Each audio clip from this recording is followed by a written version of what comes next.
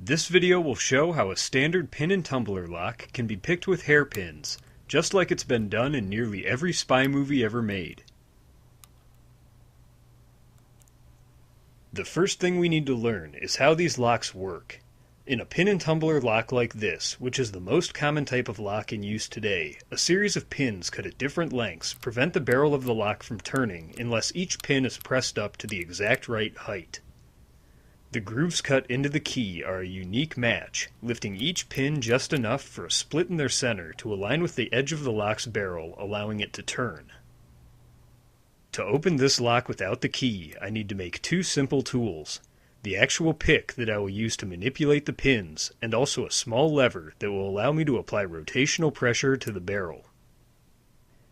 To begin with the pick, a hairpin is bent open until the ends are about 90 degrees apart. The bit of rubber on the straight side of the pin needs to be removed, which is pretty easily done with your teeth if there are no tools present. The end of the pick now needs a slight bend, which can be done by pushing it into the lock itself and applying pressure like so. The last improvement that can be made is to bend the other half of the hairpin into a bit of a handle, which will make the pick a lot easier to control.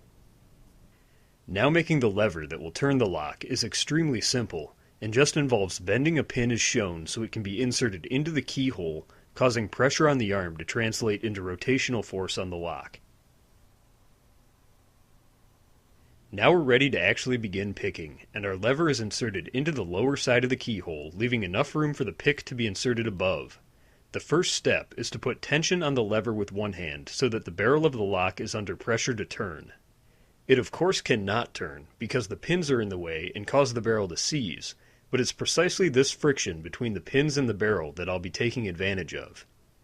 Keeping tension on the barrel, the pick is inserted, and the first thing to notice is that even though the lock is under pressure, some of the pins still move up and down freely.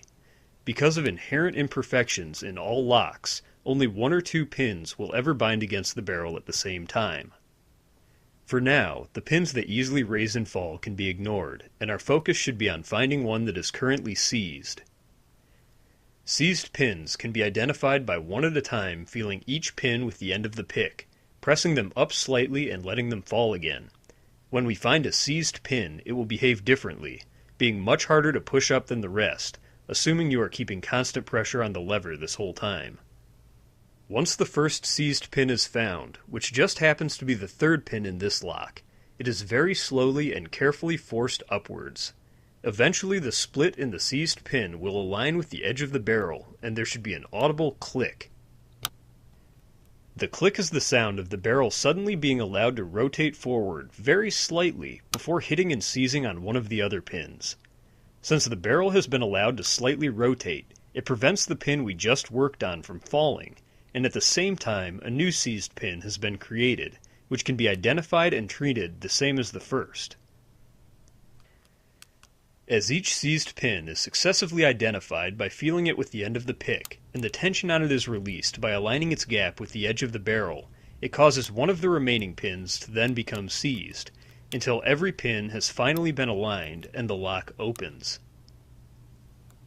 If once you believe every pin has been dealt with, you find that the lock still does not open, there's a good chance that one of the pins was pressed too high, and its gap is above the edge of the lock's barrel.